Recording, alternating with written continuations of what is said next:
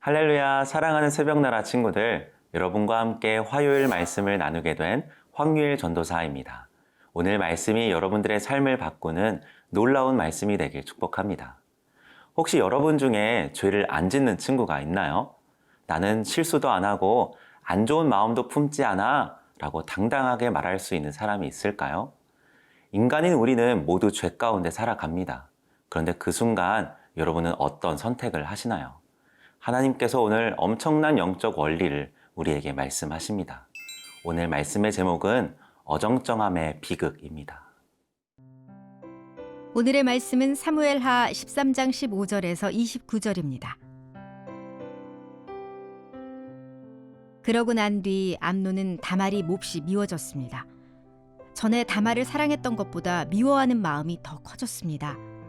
암논이 다말에게 말했습니다. 일어나서 나가거라. 다말이 암논에게 말했습니다.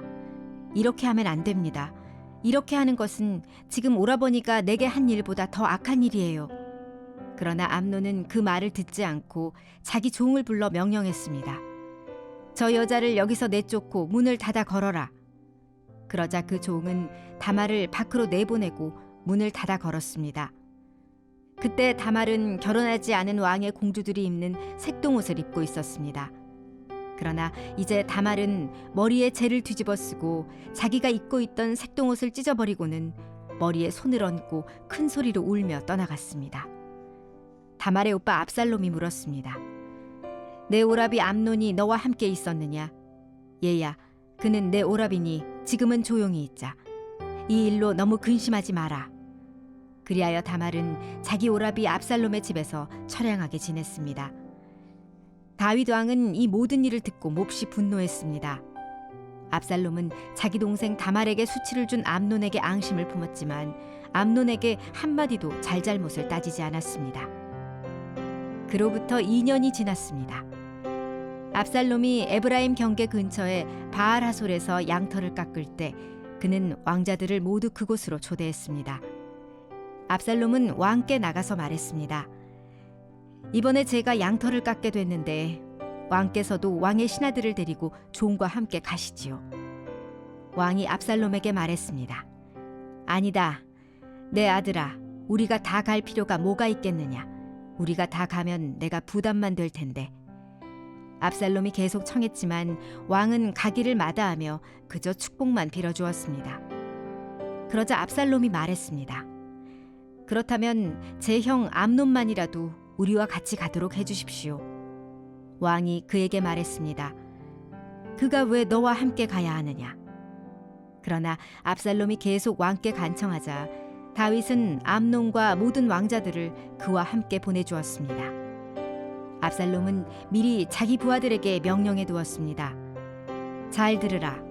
암논이 포도주를 마시고 취기가 오를 때 내가 너희에게 암논을 치라 하면 그를 죽이라. 내가 명령한 일이니 두려워하지 말라. 마음을 굳게 먹고 용기를 내라. 그러자 압살롬의 부하들은 암논에게 압살롬이 명령한 대로 했습니다. 그러자 모든 왕자들은 일어나 노새를 타고 도망쳤습니다. 다말의 간곡한 만류에도 불구하고 암논은 강제적으로 다말을 범합니다. 그런데 자신의 욕망을 채운 암논은 태도를 완전히 바꾸죠. 15절 말씀입니다. 그러고 난 뒤 암논은 다말을 몹시 미워했습니다. 전에 다말을 사랑했던 것보다 미워하는 마음이 더 커졌습니다. 암논이 다말에게 말했습니다. 일어나서 나가거라. 암논은 다말을 사랑했던 것보다 더 미워하기 시작하죠. 그의 태도를 통해 그는 진짜 다말을 사랑했던 것이 아니라 단순히 욕망의 대상으로 여겼다는 것을 알게 됩니다. 다말은 암논에게 자신을 강간한 것보다 이런 태도가 더 큰 악이라고 말해요. 그러나 차갑게 변한 암논은 듣지 않고 오히려 종을 불러 내쫓고 문을 잠그라고 이야기합니다. 암논은 최소한의 양심도 그녀가 앞으로 감당해야 할 비극적인 삶에도 전혀 관심이 없었죠.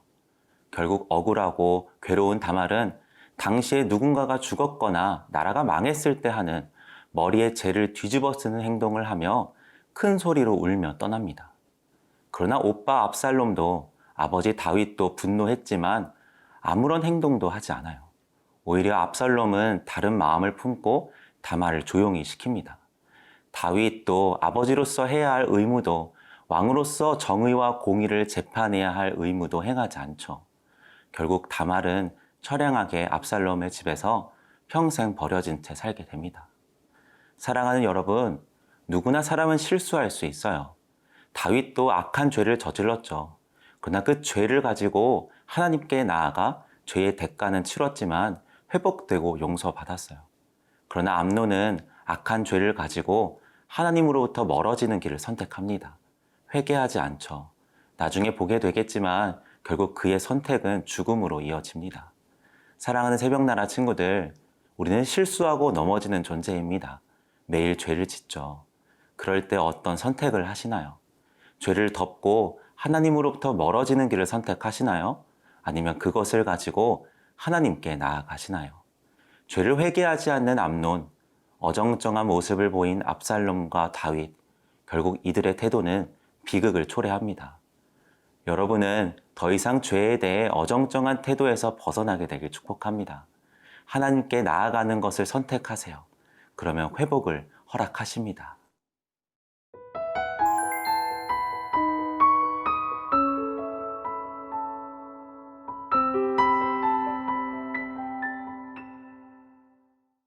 앙심을 품은 압살롬은 복수를 결심합니다. 그리고 이어지는 23절에서 이렇게 이야기해요. 그로부터 2년이 지났습니다. 압살롬이 에브라임 경계 근처에 바알 하솔에서 양털을 깎을 때 그는 왕자들을 모두 그곳으로 초대했습니다. 다말 사건이 벌어진 지 2년이 지난 후 압살롬은 양털을 깎는 잔치에 형제들을 초대합니다. 이날은 1년에 한 번 일종의 추수하는 날처럼 축제를 벌였죠. 압살롬은 다윗을 신하들과 함께 초대합니다. 그러나 아버지가 거절하자 암논을 같이 가게 해달라고 부탁합니다.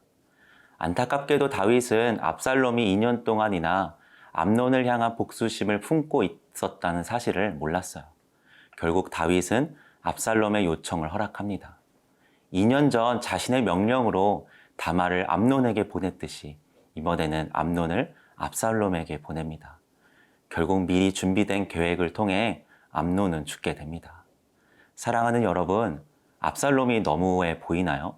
자신의 동생을 강간하고 책임지지도 않고 버린 암논의 모습을 보며 어떻게 화가 나지 않겠어요?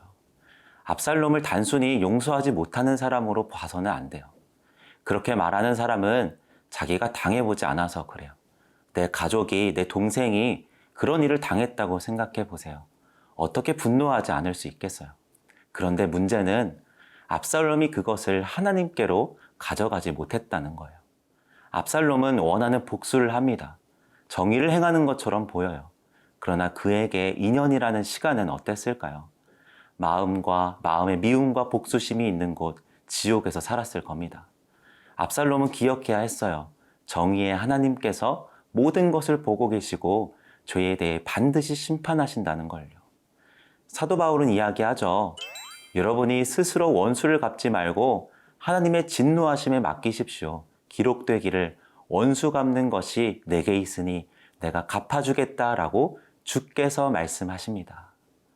하나님은 우리가 미움과 증오의 삶을 살기 원치 않으셔서 내 억울함, 내 상처 내가 다 받단다. 내가 다 갚을게. 내게 맡기렴. 너는 내 사랑 안에서 치료받고 회복하렴. 이라고 말씀하십니다. 그리스도인은 억울하게 살라는 게 아닙니다. 불의하게 무조건 용서하라는 것도 아니에요. 하나님의 정의로운 심판을 신뢰하기에 복수의 굴레에서 빠져나와 살 수 있다는 겁니다. 우리 정의로운 하나님께서 심판할 수밖에 없는 죄인인 우리를 위해 직접 자신의 아들 예수님을 이 땅에 보내주셨잖아요. 아들을 피 흘리기까지 죄에 대해 정확하게 심판하시는 분이 어찌 우리의 억울함을 위해 직접 일하지 않으시겠어요? 사랑하는 새벽나라 친구들, 누군가에 대한 미움을 마음에서 키우지 않길 축복합니다. 그 마음을 키우면 결국 자신을 지옥에서 살게 하는 거예요. 오히려 상대방을 불쌍히 여기며 하나님께 맡기게 되길 축복합니다. 그러면 하나님께서 일하기 시작하실 거예요.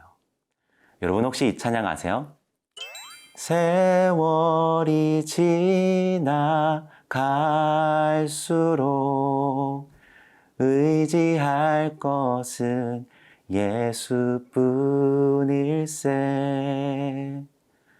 무슨 일을 만나도